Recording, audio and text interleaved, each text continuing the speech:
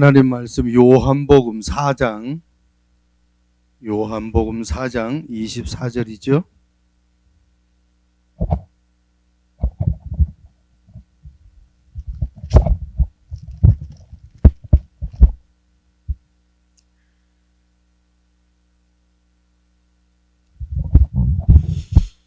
예배를 거의 보면은 그냥 드리는 사람들이 참 많습니다. 우리가 예를 들어서 대통령과 함께 하는 자리다라고 하면은 내가 대통령과 함께 하는 자리에서 내가 어떤 자세로 앉아서 대화를 나누느냐, 그거 한번 생각해 보자고요. 그러면은 뭐 시선을 띄질 않겠죠. 대통령하고의 그 앞에서는 뭐 다른 거 안 하겠죠. 뭐 핸드폰을 만져거린다든가 뭐 머리를 만지작거린다든가 그렇게 안 하겠죠. 그러니까 내가 하나님 앞에서 지금 하나님과 대화 나누는 그 시간이다라고 생각하면 돼요. 그러면은 우리가 예배가 어떤 예배인지를 바로 드릴 수가 있습니다. 요한복음 4장 24절 우리 같이 큰 목소리로 합독합니다. 시작. 하나님은 영이시니 예배하는 자가 영과 진리로 예배할지니라. 아멘. 우리 한 구절 더 찾아봅니다. 교재에는 역대상 16장 29절 말씀 있죠. 역대상 16장 29절. 한 군 더 찾습니다.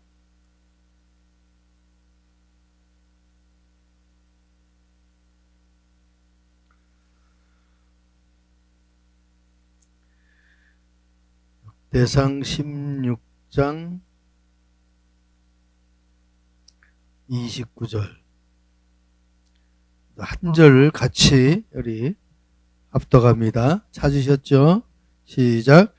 여호와의 이름에 합당한 영광을 그에게 돌릴지어다. 제물을 들고 그 앞에 들어갈지어다. 아름답고 거룩한 것으로 여호와께 경배할지어다. 이 경배, 하나님 앞에 예배하고 대화하고 기도하는 그 모습이죠. 자, 우리 오전 예배는 세계 선교 축제 연합 예배로 드렸어요. 오늘 말씀 제목이 예배하는 생활 그랬어요.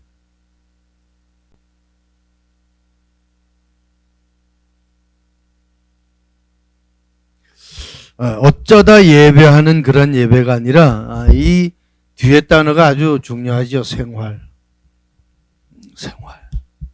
어떤 생활을 하느냐에 따라서 그 사람의 모든 삶에 결론이 나오게 되어 있어요. 술을 좋아하는 사람은 술에 대한 관심을 많이 갖죠. 책도 술에 대한 관계되는 책을 보고, 사람도 술 좋아하는 사람 만날 것이고, 어떤 쇼핑을 가도 술 관계되는 그러한 쇼핑을 하게 되어 있어요. 모든 게 마찬가지예요. 제가 아동복 할 때는 아이들의 옷을 봐요. 내가 시계 대리점 할 때는 사람들의 손목을 보게 되더라고요. 손목에 어떤 시계를 찾는가. 그렇다면은 답이 나오잖아요. 내가 하나님 앞에 예배할 때에 어떤 마음으로 어떤 자세로 예배할지가 우리는 나오죠. 서론에 그렇게 써 있죠. 하나님께 예배드리는 생활은 그리스도인의 생활에 있어서 가장 중요한 일이다. 가장 중요한 일이 돼요. 예배하는 것이. 예배란 피조물로서의 인간이 삼위일체 되신 창조주 하나님께 경배하는 것이다.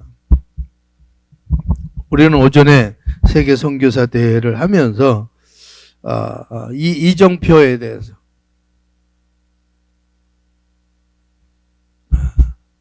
세계를 바꾼 이정표라고 그랬잖아요.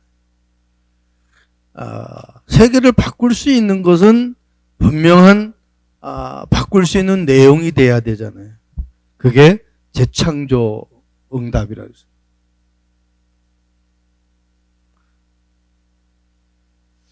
재창조는 부활의 능력이 아니고서는 될 수가 없어요.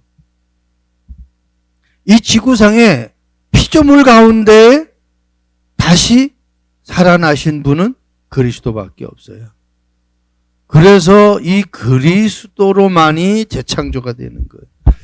그리스도를 만날 때 내 인생이 재창조가 되는 거예요. 고린도 후서 5장 17절에 그리스도 안에 있으면 새로운 피조물이라 그랬어요. 그리스도 밖에 있으면 절대로 새롭게 될 수가 없어요. 요한복음 3장의 말씀 보면은 니고데모의 얘기가 나옵니다. 성령으로 거듭나지 않으면은 절대로 하나님의 나라 들어갈 수 없다고 그랬어요. 그랬더니 니고데모가 내가 어머니 뱃속에 들어가서 다시 나와야 되느냐. 그 얘기가 아니죠. 내가 예수님을 구주로 영접하고 하나님의 자녀가 되어지면은 내 삶이 바뀌게 되어 있어요. 인생이 바뀌게 되어 있어요. 재창조. 그러니까 바울이 세계복음화 할 수 있다라는 것은 모든 세계를 복음으로 바꿀 수 있었다라는 것은 다른 바울의 능력이 안 돼요. 하나님의 능력으로.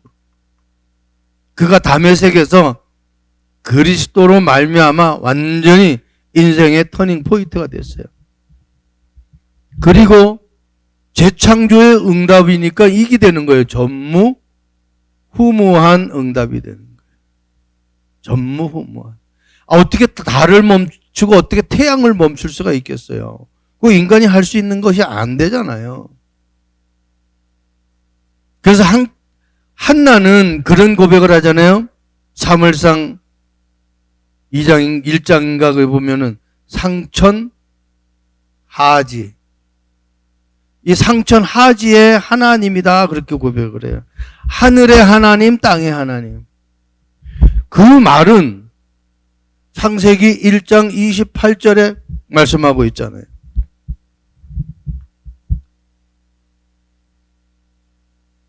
다스리고 정복하는. 그러니까 이게 신약에 와가지고는 마태복음 28장 18절에서 20절이에요. 여기는 뭐라 그랬어요? 하늘과 땅의 모든 권세. 이게 상천하지의 하나님. 하늘과 땅의 모든 권세를 가지신 그 하나님이 능력으로 역사해야만이 모든 이정표를 바꿀 수 있어요.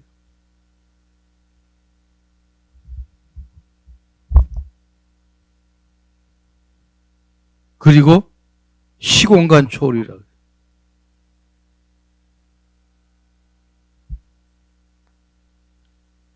이거는 진짜 이거예요. 기도응답. 내가 기도할 때에 성령의 역사가 어떻게 역사가 일어나느냐는 거예요. 내가 상상할 수가 없어요. 내가 알 수 없는 것들이 그냥 막 퍼져나간다니까요. 여러분 핸드폰 들고서는 그냥 내가 대수롭지 않게 말을 했는데 그냥 내가 한 말이 선도 없는데 그게 쫙 해가지고 미국에 있는 가족들에게, 저 프랑스에 있는 가족들에게, 저 아프리카에 있는 가족들에게 대화가 되잖아요. 눈에 안 보이잖아요. 이게 시공간 초월이거든요. 내가 눈에 안 보이는 그 성령의 역사를 믿는다고 하면은 내가 하나님 앞에 기도할 때 그 기도가 시공간 초월. 그래서 예수님이 땅끝까지라는 말씀을 쓰신 거예요. 그때 당시에 2024년 전이잖아요. 예수님이 오신 그 날짜를 보면은 금년에가 2024년. 2024년 전에 예수님이 이미 어떻게 해요? 시공간 초월을 얘기하셨어요. 세계복음화를 얘기하셨어요. 땅끝까지 증인되라고 그러잖아요.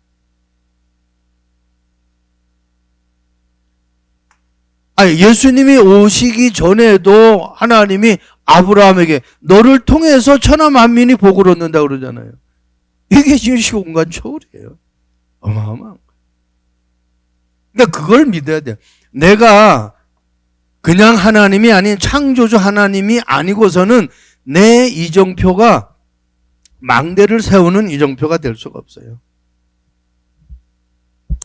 전무후무한 응답이 아니고서는 망대를 세우는 이정표가 될 수가 없다니까요. 시공간 초월의 능력이 아니고서는 진짜 땅끝까지 증인되는 망대를 세울 수가 없어요. 이 세 가지를 하는 가장 중요한 시작이 뭐냐 이거예요. 예배. 예배를 통해서 창조주를 내가 바로 아는 거예요.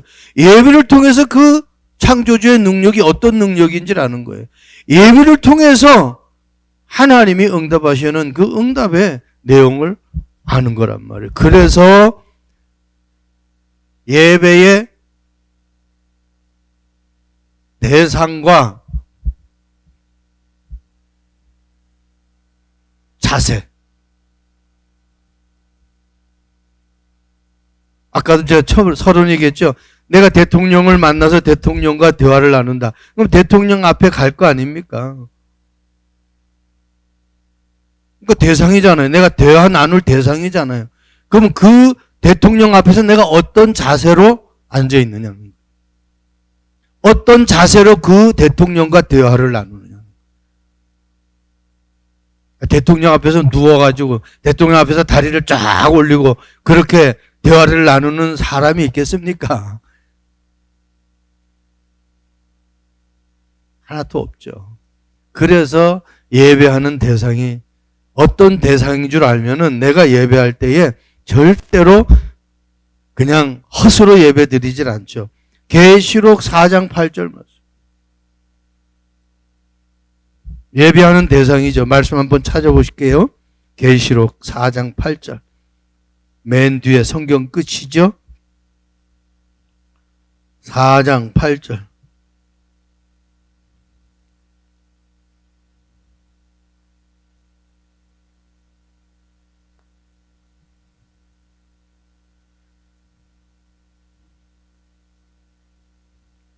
계시록 4장 8절 우리 같이 합독합니다. 시작.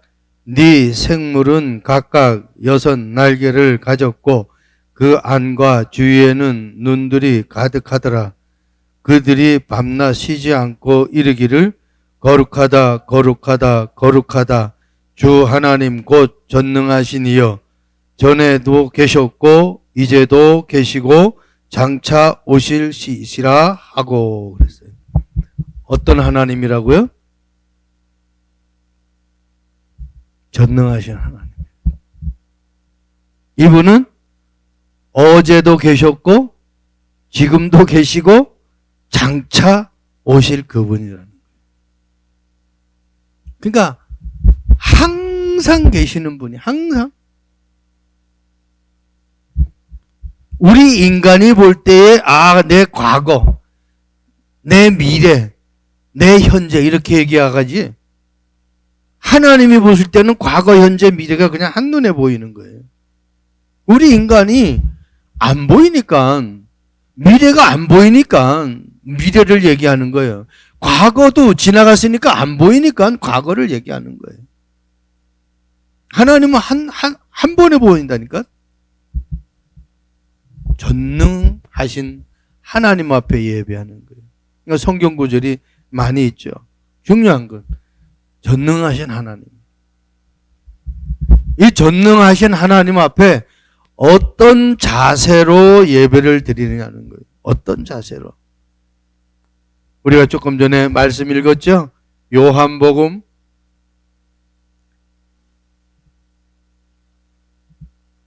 4장 24절에 영과 진리로 예배하라. 그래서 영과 진리로.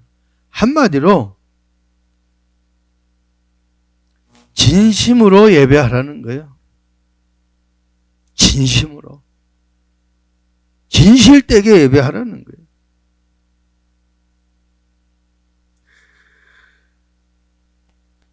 로마서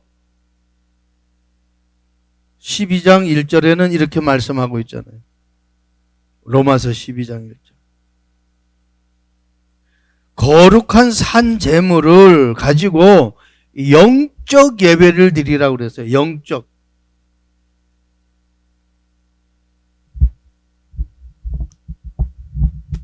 영적인 예배. 이 말은 깨어있는 예배. 육신적인 예배가 아닙니다. 깨어있는 영적인 예배. 과연 내가 하나님의 말씀을 들으면서 예배할 때 내가 예배하는 그 대상이 전능하신 하나님 앞에 예배한다고 하면은 나의 자세가 어떤 자세 가지고 예배하느냐. 영적인 것은 내가 잘 내 마음에 와 닿지 않으니까 한번 내가 대통령이 불러서 대통령 앞에 가서 내가 대화한다라고 한번 생각해 보세요. 그러면 어떻게 예배하고 대화하는 그런 자세가 나오겠죠. 두 번째, 대상과 자세를 알았으면은 가장 중요한 두 번째 내용, 이 내용이요. 예배의 내용. 무엇을 예배하느냐. 예배 내용은 5가지 정도가 있죠. 찬송, 그리고 기도와 말씀,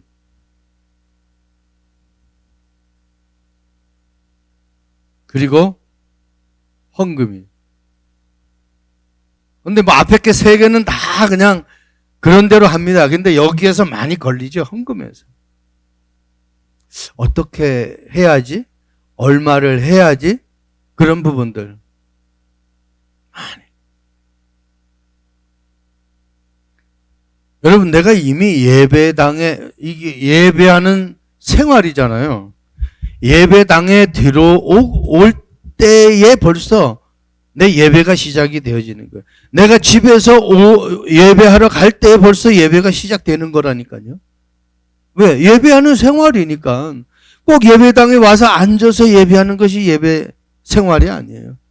내 삶의 모든 것이 24시가 예배하는 삶이 안 되어지면은 그 순간, 그게 안 될 때 사단이 나를 치고 들어올 거 아닙니까? 다른 것으로 내 생각과 마음을 좌지우지한단 말이에요.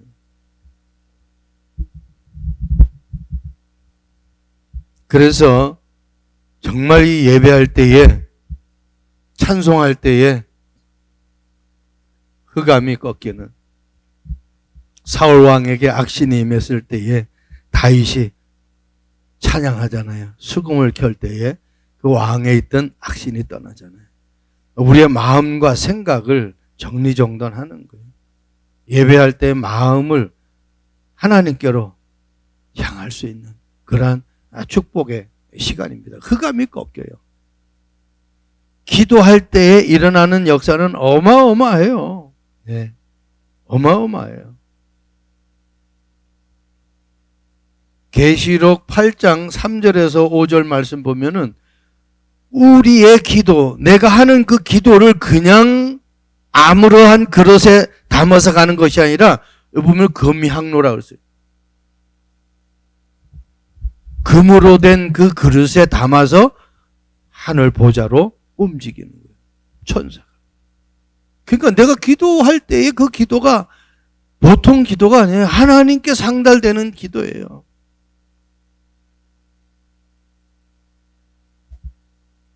내 마음에 예수 그리스도 이름으로 기도할 때 일어나는 그 역사는 누구도 막을 수가 없습니다. 저와 여러분들이 기도를 통해서 하나님의 사실적인 응답을 받을 수 있기를 바랍니다. 그리고 말씀이에요. 시편 78편 1절. 우리 한번 말씀 한번 찾아볼까요? 시편 78편 1절.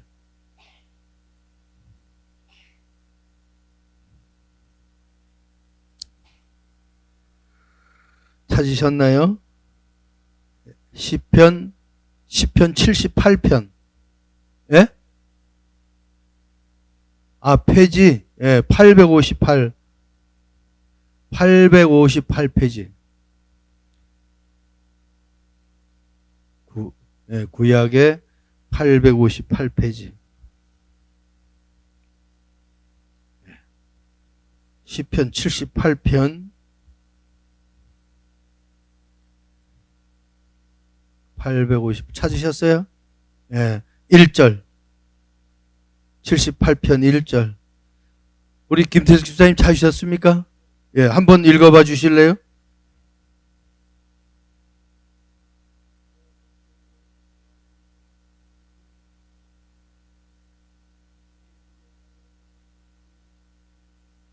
예. 내 입의 말에 귀를 기울일지어다. 그래서 주일날 인간 박병두가 얘기한다라고 하면은 아무 소용이. 그래서 설교 들으면은 그 사람은 예배 실패해버려요. 설교를 들으러 오면은 예배 실패한다고. 하나님의 음성을 듣는 시간이 돼야 돼요. 하나님의 말씀을 들어야 된다. 인간의 말을 들으면은 실패한다니까. 하나님의 말씀을 들어야, 하나님의 음성을 들어야 돼. 오늘 뭐라고 그랬어요? 내 입의 말에 귀를 기울일지어다. 내 백성이여, 내 율법을 들으며 내 입의 말에 귀를 기울일지어다. 그러니까 하나님의 음성을 제대로 들은 사람은 승리할 수밖에 없어요. 그래서 한번 보세요. 이스라엘 백성들을 보세요. 이스라엘 백성들. 그리고 모세를 보세요. 틀리잖아요. 이스라엘 백성들은 문제 오니까 원망불평하잖아요. 근데 모세는 문제가 와도 원망불평 안 하고 하나님의 음성을 들어요. 아무리 원망불평해도 소용없어요. 하나님의 음성을 들으면은 모든 문제가 다 해결되어 버려요.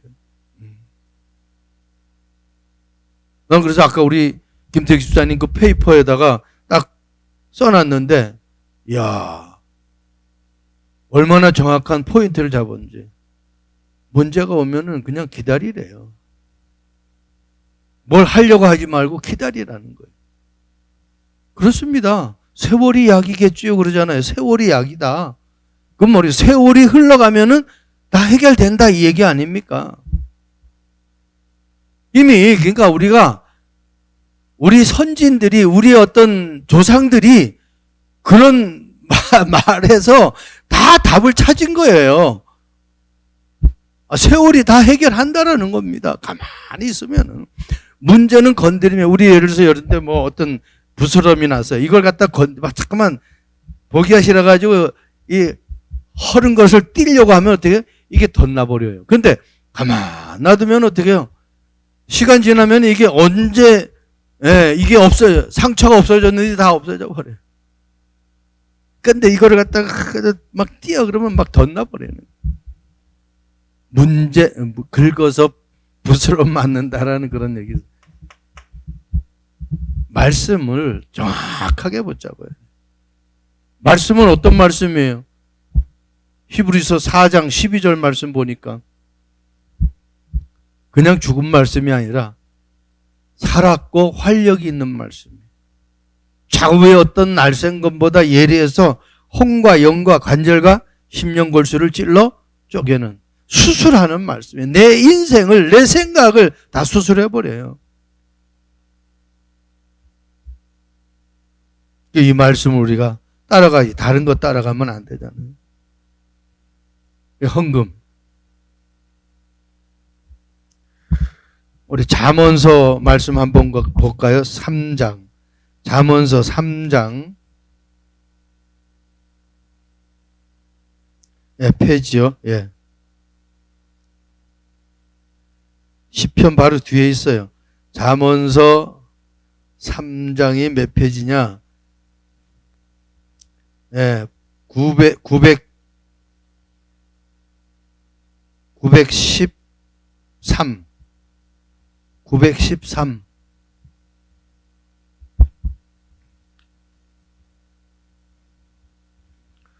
이번에는 우리 윤미호 집사님이 한번 읽어보실래요? 9절 10절. 3장 9절 10절. 예.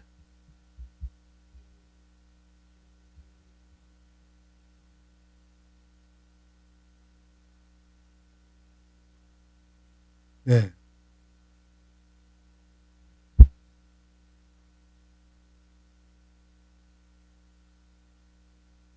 예, 아멘. 예, 내 재물과 네 소산물을 처음 익은 열매로 여호와를 공경하라. 제가 그래서 사업할 때도 첫날 오픈했는데 첫날 오픈한 모든 수입을 다 그냥 거기에 뭐 10분의 1이 아니라 첫날 팔린 그 금액 모두를 그냥 하나님 앞에 드려버렸어요. 그러니까 소산의 처음 익은 열매로 여호와를 공경하라는. 그만큼 어떻게 해요? 중심을 가지고 귀하게 마음을 담아서 하나님 앞에 드리라. 다 드리라는 말은 아니에요. 그러니까 그만큼 소중하게 귀하게 진심으로 하나님 앞에 드리라는 얘기죠. 그래서 그렇게 드리면은 어떡하라 그랬어요? 그리하면 네 창고가 가득 차고 네 포도즙 틀에 새 포도즙이 넘치리라. 새 포도즙. 하나님께서 새 것으로 주신다. 그러니까 내가 하나님 앞에 헌금할 때에 그냥 뭐 생각 없이 쓱 하는 것이 아니라 정말 하나님 앞에 감사하고 감사한 마음으로 중심을 담아서 주님 앞에 예물을 드리는 그 시간. 이게 너무너무 중요한 거예요. 하나님이 약속하셨어요. 말라기 3장 10절 11조 하나님 드리면은 어떻게 축복하신다라고 약속하셨어요. 그래서 우리는 헌금이 11조, 주일헌금, 감사헌금, 성경, 오늘 우리 세계 선교 축제 예배를 드렸잖아요.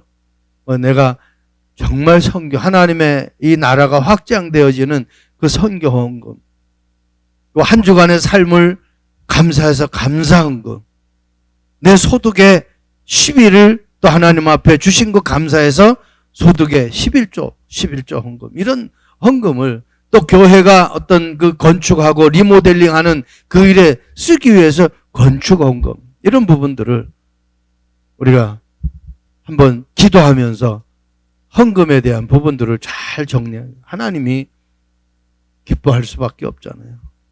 예를 들어서 쉽게 얘기하면은 자녀들이 막 돈을 잘 벌어요. 또 잘 안 벌어도 아버지, 엄마한테 한 번씩 찾아와 가지고 용돈 드릴 때 기분 나빠하는 부모가 있겠습니까? 절대로 기분 나빠가죠. 하나님은 뭐 능력이 없어서 돈이 없어서 뭐 삶이 부족해서 우리한테 뭘 받는 것, 그런 하나님이 아니에요. 우리 부모도 마찬가지잖아요. 그런데 그 자녀가 부모를 섬길 때에 부모는 그 자녀가 기특한 거예요. 저와 여러분들이 하나님 앞에 어떤 자세로 예배를 해야 되는지를 잘 마음의 뜻을 정할 수 있는 그러한 삶이 되시기 바랍니다. 그러면 예배하는 생활에서 예배의 종류가 있잖아요. 예배에 여러 가지 종류가 있어요. 우리가 드리는 주일 예배, 수요 예배, 그죠? 금요 예배, 그리고 새벽 기도, 뭐 구역 예배, 여러 가지 예배가 있습니다. 그러니까 이 예배를 내가 참석할 수 있는데도 참석을 못하면은 하나님 앞에 내 신앙의 진심을 드리는 삶이 안 되잖아요. 이게 그러니까 예배하는 생활이라니까요. 내 삶이 예배하는 생활이 돼야 돼. 언제 어디서 무엇을 하든지 그곳에서 내가 예배할 수 있는 삶이 돼야 돼. 우린 이 예배 종류를 다 알고 있어요. 자, 그러면 이런 결론을 우리는 한번 정리할 필요가 있습니다.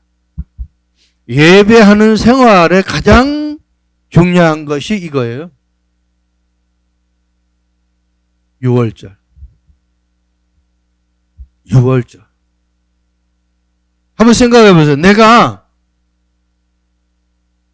죽음에서 살아났어. 내가 죽다가 살아났어요. 우리가 죽을 뻔했다. 내가 죽다 살아났다 그러잖아요. 완전히 죽을 환경이었는데 거기서 살아났어요. 한번 생각해 보세요. 그때 그 기억을 엄청나게 할 거예요. 지금 세월호 가족들 보세요. 아니, 자녀들이 수학여행 가다가 그냥 배가 침몰이 되었어요. 기가 막힌 거 아닙니까?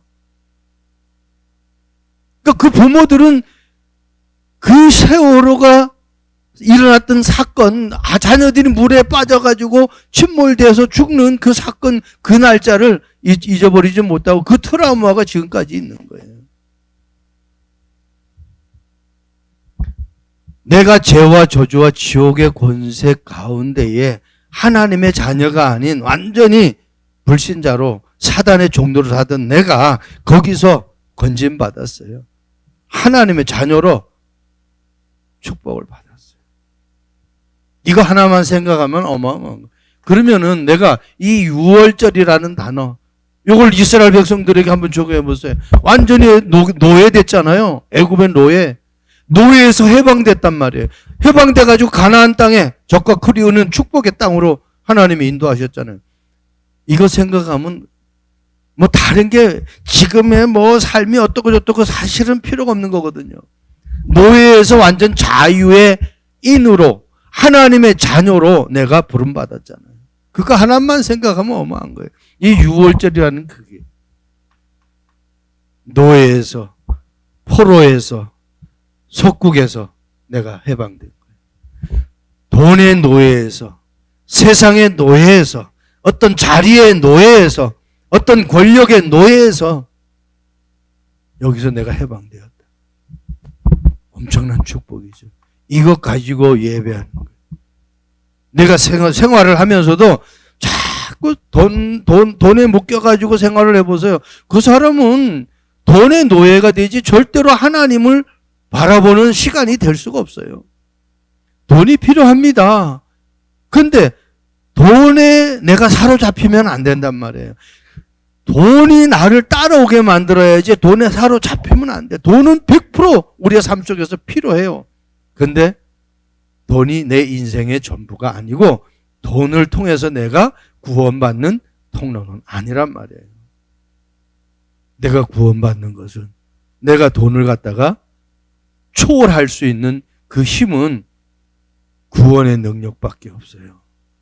이 6월절이라는 것을 내가 생각하면 예배 생활이 내가 사단의 종노를 할 때 하나님이 나를 구원하셨어요. 내가 빠져서 허우적거릴 때 거기서 나를 건져주셨어요. 그걸 생각하면은 조금 정리가 되어져요.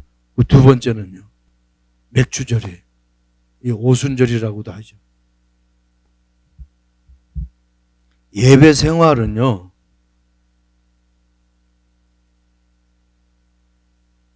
성령 충만이 기준입니다. 성령 충만이 기준이라니까. 예수님이 오직 성령이 너에게 임하시며 사도행전 1장 8절 말씀하셨잖아요. 바울 보세요. 이거 깨달았잖아요. 데살로니가전서 5장 16절 18절 말씀 보세요. 이게 기준이에요. 항상 기뻐하라, 쉬지 말고 기도하라, 범사에 감사하라. 그게 오순절이에요. 성령 충만하면은 문제가 문제로 안 보여요. 성령 충만하면은 슬픔이 슬픔으로 여겨지질 않아요. 저는 아버님 돌아가시고 예배 드리는데 하나도 서운한 거 없어요. 왜? 내가 천국에서 누리는 아버님의 모습을 보면은 내가 천국에서 받는 그 축복만큼 내가 아버님에게 해줄 수 있는 능력이 내게 안 되니까 최고의 축복으로 받는 현장으로 가셨기 때문에 내가 감사할 수밖에 없어요. 감사하다. 어떻게 내가 아버님을 천국 같은 삶으로 모실 수가 있습니까? 절대로 그렇게 될 수가 없어요. 그런데 그 현장으로, 그 환경으로 가셨잖아요. 너무너무 감사한 거예요. 눈물이 나오는 게 아니라 너무 감사가 되는 거죠. 내가 할 수 없는 것, 이제는 하나님이 완벽하게 아버님을 그렇게 인도하셨으니까. 그러니까 이게 오순절이라는 단어가 그냥 오순절, 우리가 그냥 맥주절 그렇게 생각하지 말고, 진짜 내가 성령 충만 속에 예배를 드리고 있고, 성령 충만 속에 내가 사업을 하고 있고, 성령 충만 속에 내가 사람을 만나고 있는가. 그러면 성령 충만하다면 사람을 만났을 때 불신앙의 얘기 하겠습니까? 사단이 좋아하는 얘기 하겠습니까? 절대로 안 하죠. 그리고 사람들이 많이 걱정하고 사로잡히는 것이 이거예요. 미래란. 이 수장절은 천국을 얘기하는 거예요.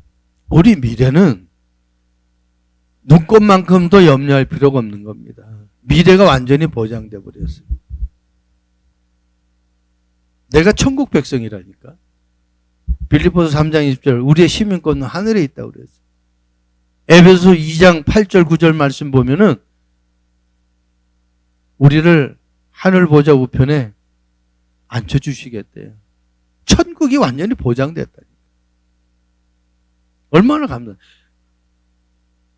그러니까 내가 항상 구원의 감격을 놓치지 말고 그 구원의 감격을 가지고 성령 충만 속에 있느냐, 내가 정말 기도 속에 있느냐.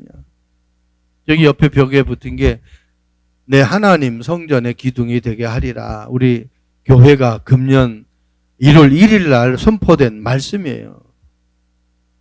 첫 번째 대지가 열쇠의 기둥, 두 번째 기둥가 영적인 기둥, 세 번째 대지가 언약의 전달의 기둥이라고 그랬는데, 열쇠의 기둥이면 기도의 응답이잖아요. 그러니까 기도의 뜰. 영적인 기둥, 이 영적인 기둥 그 말씀 보면은요, 완전히 흑암에게 사로잡혀가지고. 그러니까 흑암에게 사로잡힌 것은 대부분 불신자들이잖아요. 이게 어때요? 이방인의 뜰이에요. 불신자들을 다 살려가지고 하나님의 자녀로 만들어버려야 돼요. 왜 문제가 옵니까? 왜 아이들에게 문제가 옵니까? 언약 전달을 안 해서 그래요. 그래서 아이들이에요. 언약 전달. 저도 말씀을 그렇게 자꾸 보니까 지금 나오는 본부의 흐름을 보니까 이게 맞는 거예요. 그래서 가로 열고 기도의 뜰, 이방인의 뜰, 아이들의 뜰. 교회가 어떤 교회가 가장 하나님이 원하는 교회냐? 기도의 뜰을 통해 가지고 치유하는 그 응답을 받는 교회가 돼야 돼. 이방인의 뜰을 통해 가지고 237 나라 5천 종족의 사람들이 주님 앞에 돌아와야 돼. 복음 전달하는.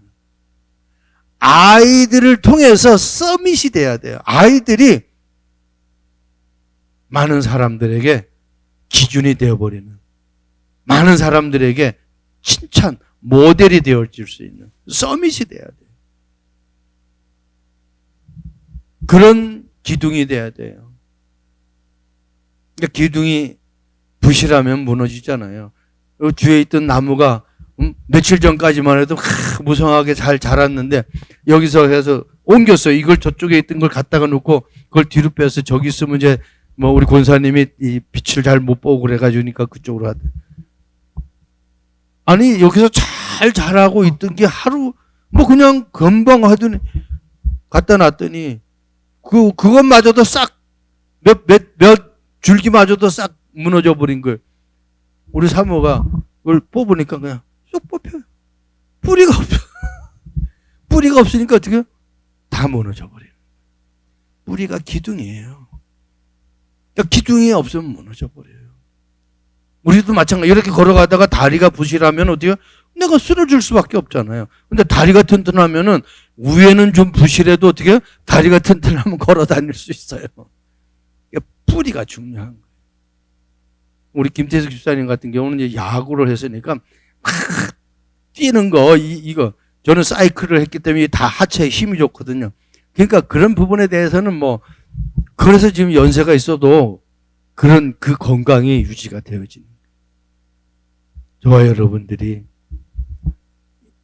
예배하는 생활을 하려고 하면 요 세 가지. 놓치면 안 돼. 유월절, 오순절, 수장절, 구원, 성령 충만, 천국, 이 세 가지를 누리는 사람이 예배는 안 하면 안 돼. 예배는 나의 생명의 젖줄이야. 이렇게 여겨지는 그런 응답을 받아 누리기를 주님의 이름으로 축복드립니다. 좋으신 하나님, 주일만 예배하는 거 아니라, 수요일만 예배하는 것이 아니라, 금요일만 예배하는 것이 아니라 24시간 예배하는 생활로 살아가는 우리 모든 성도들 되도록 주님 축복해 주옵소서. 6월절에 구원 감격을 가지고 오순절에 성령의 충만한 비밀을 누리면서 수장절에 천국을 누리며 살아가는 우리 모든 성도들 되도록 축복해 주옵소서. 감사합니다. 예수 그리스도의 이름으로 기도합니다. 아멘. 예배 마쳤습니다.